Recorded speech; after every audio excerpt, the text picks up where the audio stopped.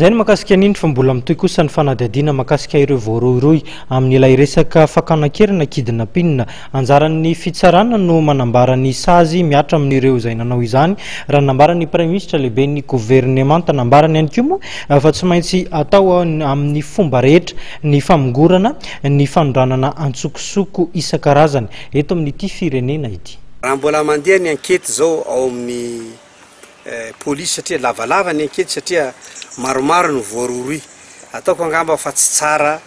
ny miteny hoe inona ny sazy omena an'ireo olona reo satria tsy tsara ny tenako fa ny tsara dia mahaleo tena no hamoaka ny sazy zay hiatra amin'ireo olona reo. Hatram'izao moa ny fantatro dia mbola aory zareo mikasika ny andramena koa mitovy amin'izay ihany koa satria misy le voasambotra reny koa ary misy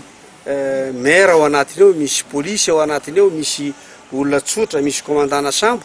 am'le vaovao zay le teneniko zay fa tsy le taloha le sambo anankiray dia mbola mandeha koa ny fanadihadiana sy ny famotorana zany dia mbola sarotra amiko zany no hiteny hoe izao ny sazy hiatra amin'le zareo fa ny tena ampanantenaiko fotsiny dia tsotra tsy maintsy atao